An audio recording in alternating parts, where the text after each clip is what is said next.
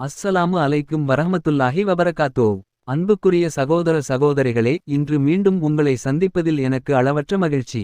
அல்லாவின் பேரருளால் நாம் இன்று பார்க்க இருக்கும் விஷயம் நம்முடைய வாழ்க்கையோடு நேரடியாக தொடர்புடைய ஒவ்வொருவருக்கும் மிகவும் அவசியமான ஒரு விஷயம். இன்றைய காலகட்டத்தை நாம் கவனித்தால் நோய்கள், உடல் உபாதைகள், மன அழுத்தங்கள், கவலைகள், பயம், பதற்றம் என்று பல்வேறு சோதனைகள் மனிதனை சூழ்ந்து கொண்டிருக்கின்றன. மருத்துவமனைகளின் கதவுகள் நிரம்பி வழிகின்றன. மருந்துகள் இருந்தாலும் வசதிகள் இருந்தாலும் மன நிம்மதி இல்லாத ஒரு காலத்தில் நாம் வாழ்ந்து கொண்டிருக்கிறோம். இப்படிப்பட்ட ஒரு காலத்தில் நமக்கு உண்மையான நிவாரணத்தை, முழுமையான சிகிச்சையை, நிலையான ஆரோக்கியத்தை தரக்கூடிய ஒன்று எது என்றால் அது அல்லாவின் வார்த்தைகளே என்பதை மறக்க முடியாது. அன்புக்குரியவர்களே, இன்று நாம் பார்க்க இருக்கும் சூரா நம்மில் பெரும்பாலானோர் சிறுவயதிலிருந்தே மனனம் செய்திருக்கும், தினமும் பலமுறை ஓதிக்கொண்டிருக்கும், ஆனால் அதன் மகத்துவத்தை முழுமையாக உணராமல் போகும் ஒரு சூரா. அந்த சூரா தான் சூரத்துல் பாத்திஹா. அல்ஹம்து சூரா என்று நாம் அன்போடு அழைக்கும் இந்த சூரா 7 வசனங்களை கொண்ட மிகச் சிறிய சூரா போல தோன்றினாலும் அதன் பலன் கடல் போல் ஆழமானது.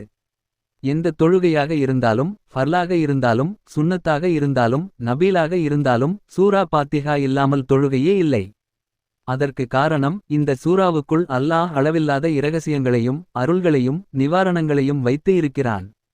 நபிகள் பெருமானார் ஸல்லல்லாஹு அலைஹி வஸல்லம் இந்த சூராவிற்கு பல பெயர்களை வைத்திருக்கிறார்கள். உம்முல் குர்ஆன் என்று சொன்னார்கள். குர்ஆனின் தாய் என்ற அந்த பெயரே இந்த சூராவின் உயர்வை எவ்வளவு அழகாக எடுத்துச் சொல்கிறது. மேலும் சபல் மசானி என்று திரும்பத் திரும்ப ஓதப்படும் 7 வசனங்கள் கொண்ட சூரா என்று அழைத்தார்கள். அதேபோல் அஷ்ஷாபியா என்று நோய்களுக்கு நிவாரணம் தரக்கூடிய சூரா என்றும் கூறினார்கள். அன்புக்குரியவர்களே, ஒரு சூராவை நபிகள் பெருமானார் நேரடியாக நிவாரணம் தரக்கூடியது என்று சொன்னால் அதில் எவ்வளவு பெரிய சக்தி இருக்கிறது என்று நாம் சிந்தித்து பார்க்க வேண்டும். இதற்கு ஆதாரமாக நபிகள் பெருமானார் காலத்தில் நடந்த ஒரு உண்மை சம்பவம் ஹதீஸ்களில் தெளிவாக பதிவாகி இருக்கிறது. அந்த சம்பவத்தை அறிவித்தவர் சய்யிதுனா அபூ ஸீது குத்ரி ரலியல்லாஹு அன்ஹு. ஒருமுறை சில சஹாபாக்கள் பயணத்தில் இருந்தபோது ஒரு கிராமத்தை கடந்து சென்றார்கள். கடுமையான பசி, களைப்பு. அந்த கிராம மக்களிடம் விருந்தோம்பல் கேட்டார்கள். ஆனால் அவர்கள் யாரும் கவனிக்கவில்லை. மிகவும் மனம் வருந்தி கிராமத்தின் எல்லையில் ஓரமாக அமர்ந்திருந்தார்கள். அப்போது அந்த கிராமத்தின் தலைவரை ஒரு விஷ ஜந்து கொட்டியது. உடம்பு முழுவதும் விஷம் பரவி மூச்சும் பேச்சும் இல்லாமல் அவர் மயங்கி விழுந்தார். எவ்வளவு முயன்றும் அவரை காப்பாற்ற முடியவில்லை. அந்த நேரத்தில் பயணமாக வந்திருந்த அந்த குழுவை நினைத்து அவர்களிடம் யாராவது வைத்தியம் தெரிந்தவர் இருக்கிறாரா என்று கேட்டார்கள். அப்போது அபூ ஸீது குத்ரி ரலியல்லாஹு அன்ஹு முன்வந்து ஒரு நிபந்தனையோடு உதவி செய்ய ஒப்புக்கொண்டார்கள். அதன் பிறகு அந்த நோயாளியின் அருகில் அமர்ந்து முழு நம்பிக்கையோடு சூரத்துல் பாத்திஹாவை ஓதி அவர் மேல் ஊதினார்கள். அன்புக்குரியவர்களே, அல்லாவின் பேரருளால் அந்த மனிதர் ஒன்றும் நடக்காதது போல எழுந்து நடந்தார்.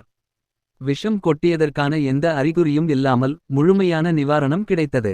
இந்த சம்பவம் ரசூலுல்லாஹ் ஸல்லல்லாஹு அலைஹி வஸல்லம் அவர்களிடம் சொல்லப்பட்டபோது அவர்கள் மகிழ்ச்சியுடன் இதை ஏற்றுக்கொண்டு சூரத்துல் பாத்திஹா உண்மையிலேயே ஷிபா என்பதை உறுதிப்படுத்தினார்கள். இதிலிருந்து நாம் என்ன புரிந்துகொள்ள வேண்டும் என்றால், சூரா பாத்திஹா வெறும் ஓதுவதற்கான சூரா அல்ல.